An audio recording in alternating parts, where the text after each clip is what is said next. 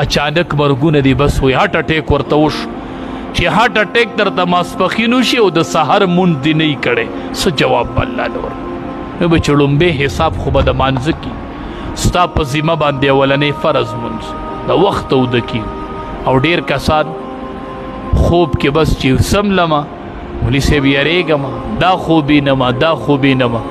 نبی کریم صلی الله علیه وسلم فرمایي چې څوک ماسخوتن اوده کیږي او دی یو ځل آیات الکرسی ووایي یو ځل آیات الکرسی ووایي بیا اوده شي وی الله پاک د دپاره یو محافظ مقرر کړي چې ته د حفاظت کوي یو محافظ ولاړ هغه د حفاظت کوي او د سحر پورې دته شیطان نشي نږدې کېدی ښه چې چا ماسخوتن اوده کېده آیات الکرسی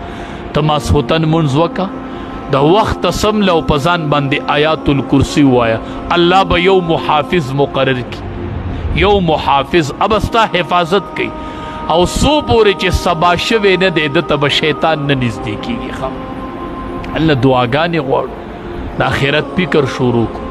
نبی کریم صلی الله علیه وسلم فرمایل وی چې څوک اوه پیرېده ویې یا الله ما د جهنم نه بچ کی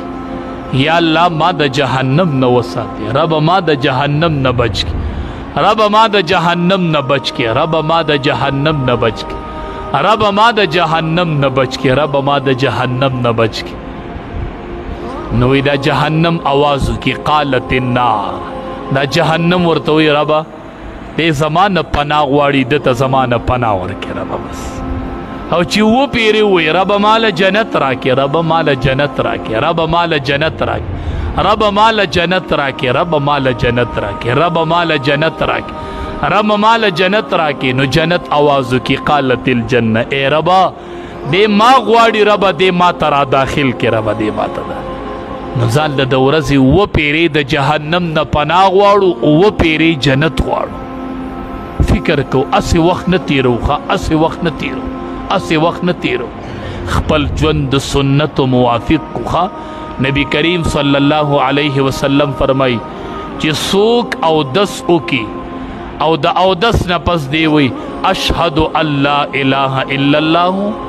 وحده لا شریک له واشهد ان محمدا عبده ورسوله واجعلني من التوابين واجعلني اللهم اجعلني من التوابين واجعلني من المتطهرين دا دعا وی د پاره اته واړه دروازې د جنت کول او پرتی دي خچې دې دا او دس نه پس دا دعا وغواړي ځان له هر ټیم د اخرت فکر بنش د اخرت سوداګانې کو ښه د اخرت فکر کو موږ د دنیا په سوداګانو کې اخته یو د دنیا په ګټو کې اخته یو چې ځان له د اخرت ګټو کې خصوصا دکاندارانو توامه نبی کریم صلی الله علیه وسلم فرمائی من اقال مسلما اقال الله عثرته نبی علیہ السلام فرمائی چې کم دکاندار نسوک سسیز والی او بیا دغه کس تومانه شي ورله روړي وي دا واپس واله زه ستومانه شوی یم نه مې دی خوښ دا دکاندار ورته وی رای کا او خپلې پیسې ورله پوره ورکړي دې ته اقاله وی